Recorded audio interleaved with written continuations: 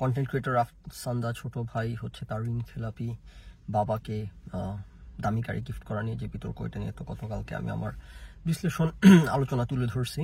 তা আমি যখন ভিডিও আপলোড করছি ঠিক তখনই একেবারে অব্যবহিত পরপর যে ভদ্রলোক অভিযোগমূলক উত্থাপন করছেন, সাইয়েদ আবদুল্লাহ বোধ ওনার নাম, উনি নতুন একটা ভিডিও করে আরও কিছু তথ্য হাজির করছেন কনক্রিট।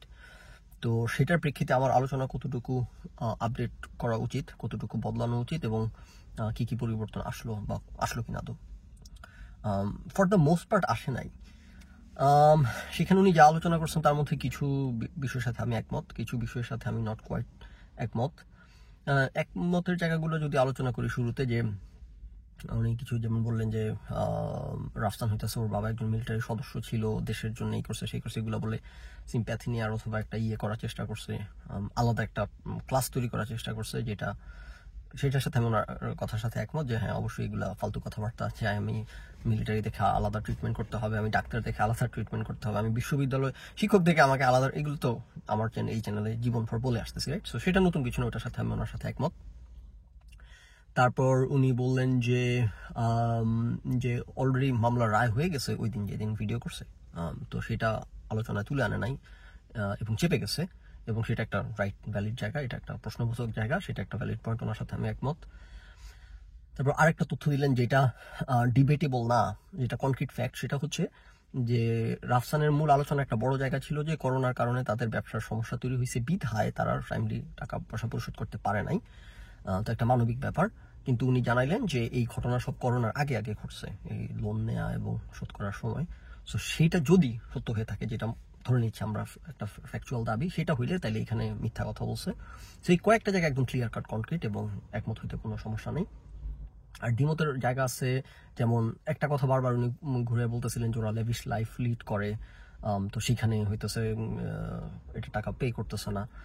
আবার বলতেছিলেন এক জায়গায় যে সে কি বলছে যে তার বাবা একজন ঋণ খেলাপি, এটা তো আমি কত পর্বে আলোচনা করছি। এগুলো হয়েছে এক্সেসিভ আইডিয়ালিস্টিক কথাবার্তা চাওয়া, এটা সম্ভব না। এটা ধরেন যে মানে এক ছেলে এসে অনলাইনে যে আমার বাবা ঋণ খেলাপি এটা না বললে সে এই স্ট্যান্ডার্ড সেট করা, এটা এই স্ট্যান্ডার্ড যে সাইদ আবদুল্লাহ ভদ্রলোক, আমি শিওর এই স্ট্যান্ডার্ড উনি নিজে মানবেন না ওনার লাইফে এরকম পরিস্থিতি তৈরি হইলে। যেটা সবসময় বলি যে বাবা অপরাধী হলে ডিফেন্ড করারও দরকার নাই, আবার এই এক্সপেকটেশনও ঠেসার দরকার নেই এসে যে আমার বাবা সন্ত্রাসী এটা এসে অনলাইনে বলে বেড়ানো, রাইট? সো এটা একটা আনরিয়েলিস্টিক চাওয়া, এটা টু মাচ আইডিয়ালিজম, এটা জায়গা, এটা আই ডোন্ট গেট ইট। এগুলো কি কথাটা, সবসময় যে কথাটা বলি, সবসময় ধরেন এই ধরনের অত্যন্ত চেতনা চলে আসতে চাইলে সবসময় টেকে স্টেপ ব্যাক এবং নিজেকে ওই জুতায় বসায় ভাববেন যে আজকে যদি আমি এই পরিস্থিতিতে পড়তাম তাহলে এই কাজটা আমার পক্ষে করা সম্ভব হইতো কিনা, এই স্ট্যান্ডার্ড মেনটেন করা, এই বার ক্লিয়ার করা। যদি মনে হয় যে না আমি পারতাম না, তাইলে এই জিনিস আরেকজনের উপর আমি সেই তার জুতায় নাই দেখে তাকে একটা করা, এটা আমি মনে করি এটা ফেয়ার হয় না, রাইট? সো এটা আমার এটা দ্যাট কাইন্ড অফ নিয়ে আর কি বলবো আপনারা, খুবই হাস্যকর লাগে আমার কাছে এই ধরনের চাওয়া। আচ্ছা, তো সেটার ব্যাপারে আমি খুবই স্ট্রংলি ডিসএগ্রি ওই পয়েন্টের ব্যাপারে যে কেন রাফসান সে বললো না তার বাবা ঋণ খেলাপি। কিন্তু ঋণ খেলাপি বিধায় সেটাকে ডিফেন্ড করার চেষ্টা, সেটা অসত্য প্রমাণ করার চেষ্টা, সেটা হইতেছে প্রবলেমেটিক জায়গায়, সেটা আমি আমার সাথে একমত যে অভিযোগের ব্যাপার। আর ওরা লেভিশ লাইফ লিড করে এটার ব্যাপার আমি ঠিক একমত না, কতটুকু কি একমত আমি জানি না। ওরা আসলে খুব এখানে দুইটা বিষয়, একটা হচ্ছে রাফসানের বাবা, একটা হচ্ছে রাফসান। এখানে যদি রাফসানের স্ট্যান্ডার্ড দিয়ে রাফসানের বাবাকে প্রত্যেকবার জাজ করা হয়, এটা কিন্তু মানে অসঠিক একটা কাজ হবে। রাফসানের বাবা ঋণ শোধ করতে হবে, এই দায়টা রাফসানের বাবার। এখন রাফসান কন্টেন্ট ক্রিয়েশন করে কত কোটি টাকা কামাই করে, এটা এখানে ইররিলেভেন্ট আলোচনা। রাফসান যদি তার বাবার ঋণ থাকে সেটা শোধ করে, ওকে ফাইন, সেটা একটা নাইস জেস্টার, কিন্তু সেটা করতে বাধ্য না। এবং তার বাবাও হয়তো এখন স্টিল ফিগার আউট করার চেষ্টা করতেছে কিভাবে এটাকে কি করা যায়, রাইট? এখনই কেন রাফসানকে পে করতে হবে? এখানে এই প্রথমত এটা, এবং লেভিশ লাইফ লিড করার কথাটাও কিন্তু আমি জানি না কতটুকু কি সত্য, কারণ আমি বরং অবাক হয়েছি রাফসানের বাসা দেখি ভিডিওতে। কারণ যারা এখানকার কন্টেন্ট ক্রিয়েটর আছে এরা খুবই বড় লোকের ছেলেদের বাড়ি গাড়ি দেখলে, এবং এরা সবাই হচ্ছে বেশিরভাগই টপ বাংলাদেশের ইউটিউবার, মিলিটারি সদস্যর ছেলে পেলে। সো তাদের একটা মিরপুর ডিওএইচএস থাকে, এদের বাসা বাড়ি স্টাফ সব আলাদা। তো সেই জায়গাতে আমি রাফসানকে দেখে আমি একটু অবাক হয়েছি, ওর বাসা দেখে, ওর বাসার পরিবেশ দেখে, যে ওই রকম না, কিন্তু না, অতটা না। সো তারা সম্ভবত হাইয়েস্ট উচ্চ মধ্যবিত্ত বা মধ্যবিত্ত হইতে পারে, লাইক নিম্ন মধ্যবিত্ত না, ইদার মধ্যবিত্ত অথবা উচ্চ মধ্যবিত্ত, এমন একটা মনে হয়েছে আমার কাছে, খুব লেভিশ এমন মনে হয় নাই। রাফসান কামাই করে দেখে বাবা মাকে অনেক কিছু দিয়ে বেড়াচ্ছে, এই জন্য রাফসানের বাবা মা লেভিশ ধনী, ঋণ ব্যাংকের টাকা দিচ্ছে না ইচ্ছে করে, টাকা পয়সা থাকা সত্ত্বেও এইটা বলা যায় না। এই পয়েন্ট আমি করা খুব জরুরি যে ওরা কতটুকু কি ল্যাভিশ রাফসানের বাবা মা, রাফসান না সেটা আমি জানি না, আমার কাছে মনে হয় না অতটা। না, রাফসানের কথাবার্তা শুনে মনে হয় সে ইংলিশ মিডিয়াম থেকে পড়াশোনা করছে, ঢাকা শহরে থেকে বাচ্চাকে ইংলিশ মিডিয়ামে পড়ানো এটা একটা বড় খরচ। এবং ইংলিশ মিডিয়ামে তো আমার ভাইও পড়ায় তার মেয়েকে, রাইট? আমার ভাই কি উচ্চবিত্ত? I don't think so. আমার ভাই মধ্যবিত্ত বা উচ্চ মধ্যবিত্ত হয়তো হবে না, মধ্যবিত্ত বলতে পারি, বা মধ্যবিত্ত উচ্চ মধ্যবিত্তের কাছাকাছি কিছু একটা, রাইট? সো এবং ভালোই টাকা পয়সা হ্যাঁ কামাই করে, খারাপ তো না, কিন্তু কথা হচ্ছে যে আমি স্টিল তাকে উচ্চবিত্ত বলতে পারতেছি না, রাইট? সো রাফসানের বাবা মা লেভিশ লাইফ লিড করে কিনা আমি শিওর না, ওদের বাসা বাড়ি দেখে আমার এমন মনে হয় না। ইয়েস, রাফসান করে, রাফসান টাকা পয়সা কামাই করে ভালো, ওকে। তো এই ডিস্টিংশনটা রাখতে হবে। রাফসানের দায় জিনিসপত্র দিয়ে রাফসানের বাবার উপর দায় চাপায় বিচার করা যাবে না। এবার যদি আসে ঋণ খেলাপির বিষয়টা, যে আসল আলোচনার জায়গাটা যেটা, যে আমি ওনার পুরো আলোচনা শুনে এখন আমি বুঝতেছি না যে এই ধরনের, দেখেন অনলাইনে অনেক ধরনের কথা বা বাইরে থেকে অনেক ধরনের কথা বলা যায়, কিন্তু কনক্লুসিভ কিছু বলতে হইলে যেটা বললাম যে আইনের অনেক ফাঁকফোকর থাকতে পারে। কেন উনি টাকা টাইমলি দিতে পারেন নাই, না দেয়, যেমন উনি বলতেছেন এখন রায় হয়েছে, ব্যাংক বলছে টাকা পয়সা ফেরত দিতে হবে তাদেরকে। নাও এখন যদি উনি না দেন তখন ঋণ খেলাপি। দেখেন দেয় নাই বলে ঋণ খেলাপি যে দাবিটা ভিডিওতে ভদ্রলোক করছেন, আমি চাই না এটার সাথে কতটুকু একমত আমি হব। যেমন ধরেন আপনার বাসা ভাড়া দিতে হবে 1 তারিখের মধ্যে, ধরেন 5 তারিখের মধ্যে, রাইট? আপনি ধরেন দিলেন না, তারপর নিয়ম বলা আছে যে আপনি যদি 5 তারিখের মধ্যে বাসা ভাড়া না দেন, তারপর প্রতিদিনে আপনার সাথে $10 করে ফাইন যুক্ত হবে। আচ্ছা, ভালো কথা। এবং তারপরও যদি আপনি 1 মাস পর না দেন, তারপর 2 মাস পর্যন্ত প্রতিদিনের জন্য আপনার মনে করেন $20 করে ফাইন যুক্ত হবে। এরকম কিন্তু ক্লজ থাকে ভাগা ভাঙা। আচ্ছা, আপনি 2 মাসের মধ্যেও যদি না দেন, তারপর আপনার বাসায় পুলিশের নোটিশ আসবে। আচ্ছা, তারপরও যদি আপনি না হন, এবার আপনাকে বাসা ছাড়তে হবে, এভিকশন নোটিশ আসবে, এরকম। নাও এখন মনে করেন যে আমি বাসা ভাড়া দিতে পারতেছি না, 2 মাস হয়ে গেছে, এখন কি আপনি আমাকে ডিফল্টার বলবেন? না, ডিফল্টার মানে এটাকে কি বলে এখানে, ডেলিনকুয়েন্ট বলে। ডেলিনকুয়েন্ট মানে সে টাইমলি করতে পারে না। ডেলিনকুয়েন্ট মানে কিন্তু নেসেসারি খারাপ কিছু না। ডেলিনকুয়েন্ট মানে তাকে কিন্তু ডিফল্টার বলা হয় না, ডেলিনকুয়েন্ট বলা হয়। মানে সে টাইমলি কাজটা করতে পারে না, কি কারণে? মেবি কোনো তার রিজন থাকতে পারে, ভ্যালিড রিজন থাকতে পারে, বিধাই তো তাকে ডে ওয়ানে এভিকশন নোটিশ পাঠাবে না বাসা থেকে বের করে দেওয়ার জন্য, তাকে সময় দিবে, যেই কারণেই হোক তোমাকে এতদিন পর্যন্ত সময় দেওয়া হলো না। এই পুরো প্রসেসের মাঝামাঝি কেউ যদি এসে ধরেন বলে যে ফখরুল ইসলাম কি জানি ঋণ খেলাপি, ফখরুল ইসলাম ভাওতাবাজ, ফখরুল ইসলাম বাটপার, ফখরুল ইসলাম বাসা ভাড়া না দিয়ে থাকতেছে, আরে বাবা, এই সিস্টেমগুলো তো আমাকে অ্যালাউ করতেছে যে কোনো সার্কামস্টেন্সেসকে অ্যাড্রেস করার জন্য, রাইট? এই কারণে বলতেছি আইনের অনেক, এটা কি আইনের ফাঁকফোকর, নাকি এটা আইনি তাদেরকে একটু অ্যালাউ করছে, নাকি তারা জেনে বুঝে বাটপারি করতেছে, নাকি সব রাস্তা শেষ হয়ে গেছে, আদালত থেকে ঘোষণা দেওয়া হয়েছে, সবকিছু হয়ে গেছে, যেমন আদালত থেকে তো মাত্র গতকালকে ঘোষণা আসছে, ভদ্রলোক কি বললেন, রাইট? সো তার মানে এটা একটা প্রসেসের মধ্যে চলতেছে। এখনই প্রতারক এইগুলা বলা যায় কিনা আমি জানি না, স্পেশালি যেহেতু আমরা কেস স্পেসিফিক আলোচনা করতেছি, রাইট? জেনারেলি ঋণ খেলাপি, জেনারেলি প্রতারক, ডিফল্টার, এগুলো নিয়ে কথা বললে বাংলাদেশে সেটা ওয়ান থিং। আপনি স্পেসিফিক একজন নির্দিষ্ট ইন্ডিভিজুয়ালকে নিয়ে কথা বললে তখন নিশ্চিতভাবে জেনে কথা বলতে হবে। নাও এখানে এই কথাগুলো যেন বাইরে থেকে অনলাইনে হট করে অনেক কথা ছুড়ে দেয় মানুষজন, এগুলার আমি কখনো এই ধরনের মব জাস্টিসকে আমি সাপোর্ট করি না। ভদ্রলোক অবশ্যই তথ্য প্রমাণ নিয়ে কনক্রিট হয়ে আলোচনা করছেন, কিন্তু আমি আমার জায়গা থেকে বলতেছি আমি জানি না এখান থেকে কনক্লুড করা যায় কিনা বা বলা যায় কিনা ভদ্রলোক ক্লিয়ার কাট ঋণ খেলাপি। কারণ হচ্ছে যেটা বললাম যেন অনেক ফাঁকফোকর থাকার ব্যাপারটা, যেমন রাইট ধরেন আমেরিকাতে আপনি কেউ যখন বাসা ভাড়া নেয়, আপনি এখানকার কাউকে বাসা থেকে উচ্ছেদ করা, এভিক্ট করা খুবই কঠিন। কারণ আমি তুমি যে বাসা ভাড়া দিচ্ছি, 2টা বাসা ভাড়া দিই আর কি। সো এটা মাথা নিয়ে ঘুরতে হয় না, ওইগুলো স্টেট টু স্টেট ডিফারেন্ট নিয়ম আছে। কিন্তু ব্যাপার হচ্ছে যে কেউ যদি আপনার বাসা না ছেড়ে যায়, অনেক স্টেটে এরকম কি ঝামেলা আছে এগুলার, যে আপনি মানে কাউকে বেসিক্যালি হোমলেস করতে পারবেন না, আন্ডার এনি সার্কামস্টেন্সেসই কি পারবেন না, না আছে সেগুলো আমি অত ডিটেলস এখনো জানি না, আমি এরকম পরিস্থিতিতে পড়তে হয় না দেখে। কিছুদিন আগে একটা খবর পড়তেছিলাম যে ক্যালিফোর্নিয়াতে এক লোক এয়ারবিএনবি বাসাতে উঠছে, 1 বছর হয়ে গেছে ভাড়া দেয় না, তাকে বাসা থেকে কিক আউটও করা যাচ্ছে না, মামলা করছে বাড়িওয়ালা, তাও সুবিধা করতে পারতেছে না, কারণ আইন হইতেছে ওই পক্ষে, ওই লোকের পক্ষে যে লোক বাসা ভাড়া না দিতে বাসায় আছে, রাইট? আমি সাথে সাথে এটা আমার প্রপার্টি ম্যানেজারকে টেক্সট করলাম যে অবস্থা দেখো, আমি তো আতঙ্কে আছি।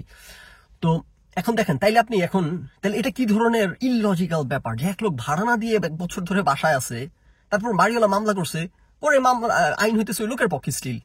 How come? এগুলো অনেক টেকনিক্যালিটি, এগুলো সব না জেনে বুঝে বাইরে থেকে তো এগুলো আসলে কমেন্ট করা মুশকিল। এখন আপনি বলতে পারেন ওই লোক বাটপার, আমি জানি না ওই লোক কি ঘটনাটা কি, যেমন ওই যে আইন আছে যে আপনি কোনো কাউকে রাষ্ট্র ছাড়া করতে পারবেন কি পারবেন না, রাইট? যেমন বাংলাদেশে একটা মেয়ে যখন এরকম সে আইসিস এর হয়ে কাজ করছে, তখন তাকে ইউকে থেকে কিক আউট করার আলোচনা হইতেছিল, আমি শিওর আপনারা ফলো করছেন, আমি এপিসোডও করছি কয়েকটা। তো আইনটা হচ্ছে আপনি কাউকে রাষ্ট্র ছাড়া করতে পারবেন না। একটা মানুষ যদি দুইটা দেশের নাগরিক হয় এট দ্য সেম টাইম, তখন আপনি তার নাগরিকত্ব বাতিল করতে পারবেন, কারণ তখন সে সেকেন্ড যে আরেকটা দেশের নাগরিক ওই দেশে গিয়ে থাকতে পারবে। কিন্তু তার একটা দেশেরই নাগরিকত্ব, আপনি তখন তাকে যত শাস্তি দেন কিন্তু নাগরিকত্ব বাতিল করার শাস্তি দিতে পারবেন না, কারণ সেটা করলে সে স্টেটলেস হয়ে যাবে, সে যাবেটা কই। তো এরকম অনেক কিছু, অনেক কারণ অনেকভাবে হয়। এখন তাদের সাথে স্পেসিফিকলি কি হচ্ছে না জেনে ডাইরেক্ট ঋণ খেলাপি বলা যায় কিনা কেন আমি জানি না। তারা কোন স্টেজে আছে, যেমন বললাম বাসা ভাড়া দেওয়ার মনে করেন আপনি দিতে পারতেছে না।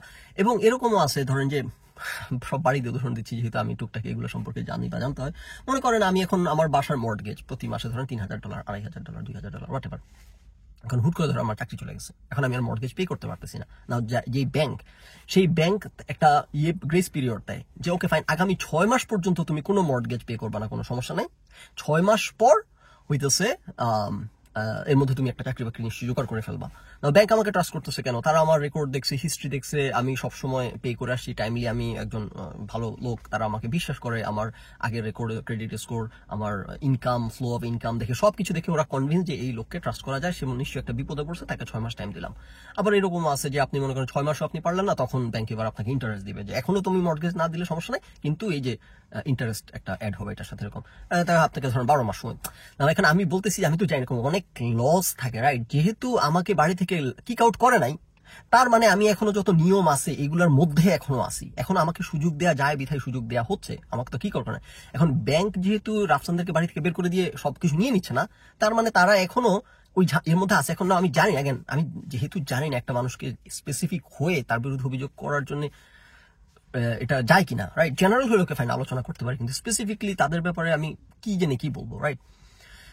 আমি অল আই নো ইজ তাদেরকে যেহেতু বাড়ি থেকে বের করে দেয় নাই, ক্রোক করে নেয় সম্পর্কে সবকিছু, তার মানে হয়তো তারা এখন ওই গ্রেস পিরিয়ডের মধ্যে আছে না। কি কারণে তারা টাইমলি পে করতেছে না? মেবি তারা দেখাইছে যে তাদের ব্যবসা ভালো না, ব্যবসা লসে আছে, এবং এরকম আমি শিওর কোনো নিয়ম কানুন আছে যে ব্যবসা লসে থাকলে এই অবস্থা হবে, এই হলে সেই হবে, সেই হলে সেই হবে। এবং যেহেতু তাদের একটা কোলাটেরাল আছে, একটা জমি ইয়ে করা আছে, তো এখন মানুষ আমরা জানি, রাইট? এই সবকিছু নিয়ম কানুন থাকার পরও মানুষজন হইতেছে ফাঁকফোকর দিয়ে ঋণ খেলাপি হয়ে বা টাকা পরিশোধ না করে, এবং যারা টাকা পরিশোধ করে না কিন্তু বাটপারি তরিকাতেই করে, আইনের মধ্যে থেকেই করে, নাহলে তো ওদেরকে ধরা হইতো, রাইট? প্রভাবশালীরা হয় হইলেও তারা একটা আইনের মধ্যে করার চেষ্টা করে, রাইট? তো তারা হয়তো দেখানোর চেষ্টা করে যে ওই যে গুলো করে যে বাংলাদেশের সরকারি চাকরিজীবীরা জায়গা জমি কিনে বউয়ের নামে, শ্বশুরের নামে, শাশুড়ির নামে, হ্যাঁ, সো আইন দিয়ে ধরতে পারবেন না কিন্তু বাটপারি করতেছে, রাইট? সো এরকম কিছু হইতে পারে না। এখন আমার কথা হচ্ছে যে আমি যেটা বলতেছি, যে রাফসানের বাবা মা খুব প্রভাবশালী রাজনৈতিক লোক, এমন কিছু আমরা জানি না। আমার কাছে দেখে তাদের বাসাবাড়ি, তাদের বাবা মাকে দেখে মনে হয়েছে যে খুব উচ্চবিত্তও বলা যায় না, উচ্চ মধ্যবিত্ত বলা যায় না, মধ্যবিত্ত টাইপেরই মনে হয়েছে। এবং তারা, রাফসান যেটা বললো, তাদের গাড়ি বিক্রি করে দিতে হয়েছে ব্যবসার ঝামেলার কারণে। সেটা যদি সত্যি হয়ে থাকে, তার মানে আসলেই লোন নিয়েছে, ব্যবসা করতে গিয়ে অবস্থা খারাপ হয়েছে, দেখেই গাড়ি বেচে দিতে হয়েছে। এবং রাফসান বললো তখন থেকেই তার একটা ইচ্ছা বাবাকে গাড়ি কিনে দেওয়ার, যেহেতু গাড়ি বেচে দিতে হয়েছে। নাও এখন আপনি বলতে পারেন যে সুসন্তান হিসেবে রাফসান তার বাবার সকল ব্যাংক লোন যদি শোধ করে দেয়, খুব ভালো কথা। কথা হচ্ছে সেটা তো এখনো সেটেল না। ভদ্রলোক বললেন আজকে ব্যাংক থেকে আদালত থেকে রায় আসছে, তার মানে ওটা সেটেল না। তো সেটেল যে জিনিসটা না অলরেডি চলতেছে, সেটার মধ্যে কেন রাফসান যাবে তার বাবা মার এগুলো সব শোধ করে দিতে? নাও যদি ব্যাপারটা এরকম হয় যে তার বাবা মার ভ্যালিড কারণ ছিল এবং এই কারণে এতদিন গ্রেস পিরিয়ড পাইছে, এখন ব্যাংক থেকে কোর্ট থেকে রায় আসছে যে না, এখন তোমার সকল গ্রেস পিরিয়ড দেওয়া শেষ, এখন তোমাকে পে করতেই হবে, স্টিল রাফসানের বাবা মার টাকা নাই, এখন ইদানের রাফসানের সম্পত্তি ক্রোক করবে অথবা হোয়াট এভার। এখন রাফসান ভাবলো যে ইন গুড ফেথ যে আচ্ছা ঠিক আছে, সকল ধরনের অপশন যেহেতু এক্সস্ট করা শেষ, কোর্ট থেকে রায় চলে আসছে, আমরা যে গ্রেস পিরিয়ড দিচ্ছে সবকিছু শেষ, ওকে ফাইন, এবার আমি আমার বাবার শোধ করে দিব, okay that would be a very nice gesture. কিন্তু সে এটা করতে কম্পেল না, সে এটা করতে বাউন্ড না, রাইট? সে তার বাবার এটার দায় নিতে, তার না ব্যবসার দায় সে নিতে বাধ্য না, কিন্তু নাইস। এই জন্য আমি বলতেছি যে ধরেন ওর বাবা মা, আমি জানি না ওর বাবা মা কি খুব প্রভাবশালী কেউ, ওর বাবা মা কি সেনাবাহিনীতে ছিল, রাইট? সেনাবাহিনীতে থাকা মানে কাইন্ড অফ লিঙ্ক থাকা, প্রভাবশালী হওয়া। নাও এগুলা কি মানে এত বড় একজন ব্যক্তিকে উদ্দেশ্য করে নির্দিষ্টভাবে বলা যে সে ঋণ খেলাপি, সে দুর্নীতিবাজ, সেটা করার জন্য আমার কাছে যথেষ্ট তথ্য প্রমাণ নাই, রাইট?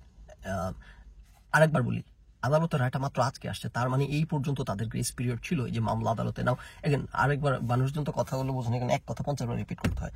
তার মানে কিন্তু আমি একবারও বলতেছি না যে তার বাবা হইতেছে কোনো এখানে অন্যায় প্রতারণা বা সিস্টেম ইয়ে করে ব্যবহার করে ইয়ে করার চেষ্টা করে নাই। I just don't know, right? আপনি কাউকে বিরুদ্ধে সুনির্দিষ্ট অভিযোগ করতে হইলে আপনাকে নিশ্চিত হয়ে কথা বলতে হবে, রাইট? যেমন ধরেন ইয়াহিয়া আমিনের কাহিনী নিয়ে যদি আলোচনা করি, ইয়াহিয়া আমিনের কিন্তু আলোচনার শুরুতে আমি বারবার করে বলছি যে এই সবকিছু দেখে আমার কাছে এটা মনে হচ্ছে, এই হচ্ছে অভিযোগ, মিথ্যা হইলে আপনি আমাকে ইয়ে করেন, যুক্তি খণ্ডান। তারপর ইয়াহিয়া যখন নিজে ব্যাখ্যা দিতে আসছে তখন তার কথা থেকেই ফাঁকফোকর আরো পেয়ে গেছে যে এই যে তার মুখ থেকে বের হয়ে আসছে, এবং লিঙ্কডিনে তথ্য প্রমাণ দেখছি, আমরা ইউনিভার্সিটিতে যোগাযোগ করছি, সবকিছু মিলে একেবারে ক্লিয়ার পিকচার হয়ে গেছে। তখন আমি নিশ্চিত যে সে তার ডিগ্রি নাই, এটা তার মুখ থেকে বের হয়ে আসছে, এবং ইয়াহিয়া আমি নিজেই বলছে যে তার ডিগ্রি নাই, সে আসান, সেগুলো সব ফ্যাক্ট। তো আমি তাকে বাটপার বলতেই পারি, কারণ সে এগুলার সবকিছু হাইড করে ইয়ে করছে, রাইট? আমি জেনে বলতেছি, ধরেন ওটা একটা ব্যাপার হচ্ছে আমি একজন ইন্ডিভিজুয়ালকে নিয়ে কথা বলতেছি, কুশল ইয়াহিয়াদেরকে নিয়ে ইন্ডিভিজুয়ালি বলতেছি, যখন আমাকে নিশ্চিত হয়ে বলতে হবে, এবং আমি নিশ্চিত তখনই বলছি। এদেরকে নিয়ে যখন বলতেছি, ইন্ডিভিজুয়ালকে নিয়ে, রাফসানের বাবাকে নিয়ে আমাকে নিশ্চিত হয়ে বলতে হবে। সো যেই সকল তথ্য প্রমাণ আছে সেটা নিয়ে আলোচনা করাই যায়, ভদ্রলোক আলোচনা করছেন সেটা ঠিক আছে, আমি আলোচনা করলাম, ঠিক আছে। তা আমি আলোচনা করে সব দিক তুলে ধরলাম যে আমার কনক্লুশন হয়েছে আমি এখনো জানি না যে ভদ্রলোক একজন সাধারণ ছাপোষা মধ্যবিত্ত, ব্যাংকের টাকা নিয়ে ব্যবসা করতে চেষ্টা করে, পরিস্থিতির কারণে পে করতে পারে নাই, ব্যাংক গ্রেস পিরিয়ড দিয়েছে, তার মধ্যেও পারে নাই, এখন এটা মামলা গেছে আদালতে, এখন কি তাদের সম্পত্তি ক্রয় করা হবে, কি রাফসান তার বাবারটা পে করে, আই ডোন্ট নো। জিনিসপত্র just got to that point যেখানে ব্যাংক থেকে, আদালত থেকে একটা রায় আসছে, রাইট? সো আমি জানি না, এই জন্য আমি মনে হয় যে ওনার আলোচনা থেকে, পুরো আলোচনা থেকে ওকে ফাইন, উনি আরো কিছু কনক্রিট তথ্য প্রমাণ তুলে ধরছেন, বাট কনক্লুসিভলি কিছু আমি এখনো বলতে পারতেছি না। এটা একটা ইন্টারনেটে মাথায় রাখবেন যে মানুষজন এসে নানান রকম অভিযোগ করা শুরু করে, শুনে মনে হয় যে ওরে বাবারে কি জানি, কাইন্ড অফ কনস্পিরেসি থিওরির মতো করে, না জানি কি হাতি ঘোড়া, আসলে কিন্তু সবকিছুর হয়তো ব্যাখ্যা আছে, কিন্তু এসে এমন ভাবে শুরু করবে মনে হবে জোরে বাবারে কি নাকি। সো আমি বলতেছি না ভদ্রলোক ব্যাট ফিতে কিছু করতেছেন, উনি ওনার মতো করে যা কিছু বলছেন, কিন্তু আমি বলতেছি যে সেখান থেকে কোনো ডেফিনিটিভ কনক্লুশনে পৌঁছানো যায় কিনা আই এম নট শিওর, আমি পৌঁছাতে পারতেছি না স্টিল।